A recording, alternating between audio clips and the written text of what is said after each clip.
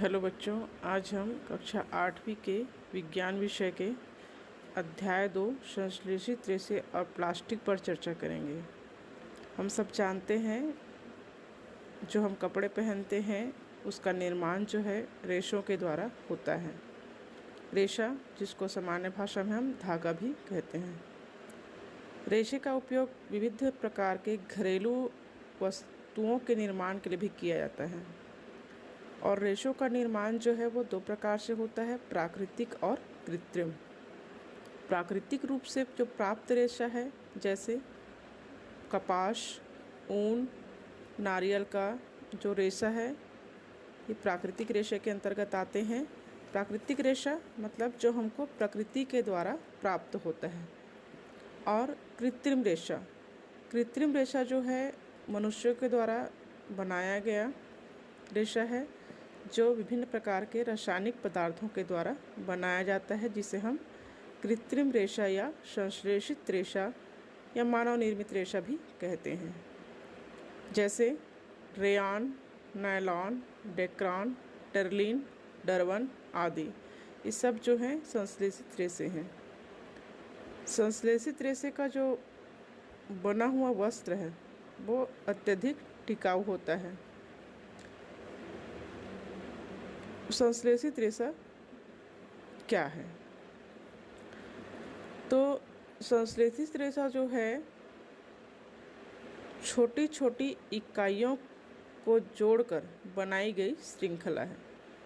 जिस प्रकार आप लोगों ने देखा होगा, मोती का माला जो है वो एक एक मोती को जोड़कर एक माला का निर्माण होता है, उसी प्रकार से संश्लेषित रेशे का निर्माण छोटी छोटी इकाइयों से बना एक रासायनिक पदार्थ होता है और इससे एक बड़ी इकाई का निर्माण होता है, जिसे हम बहुलक या पॉलीमर कहते हैं।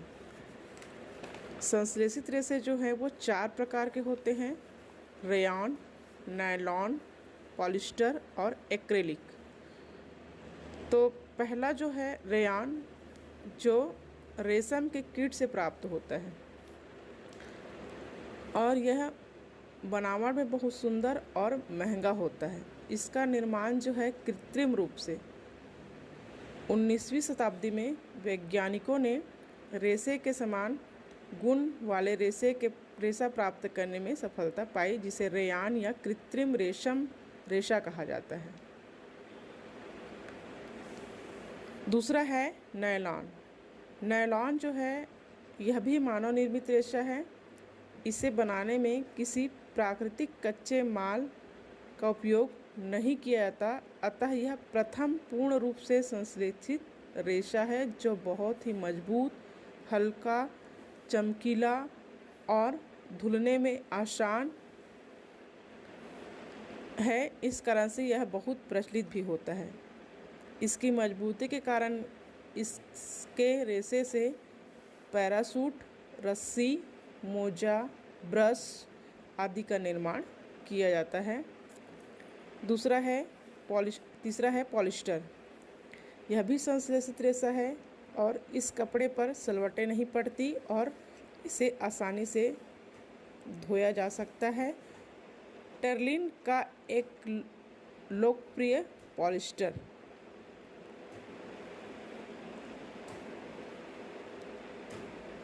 यह एक ऐसा पॉलिस्टर है जिसका उपयोग बोतल, बर्तन, फिल्म, तार और अन्य सामग्री बनाने के लिए किया जाता है। चौथा है एक्रेलिक।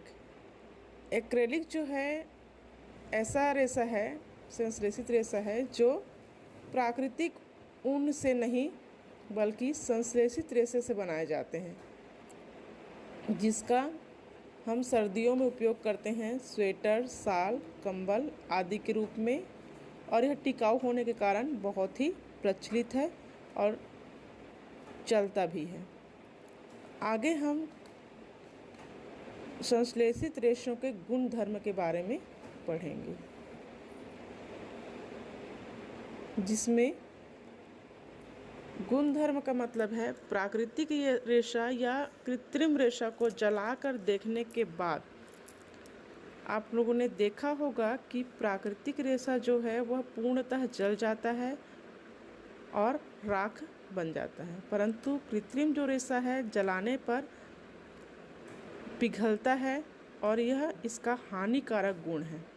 कभी कभी आप लोगों ने देखा भी होगा कि कृत्रिम रेशा में जब आग पकड़ लेता है तो वह व्यक्ति के शरीर में चिपक भी जाता है। तो इस प्रकार से संश्लेषित रेशा जो है मजबूती के दृष्टिकोण से अच्छा है, परंतु यह कभी कभी हमारे लिए बहुत ही हानिकारक होता है।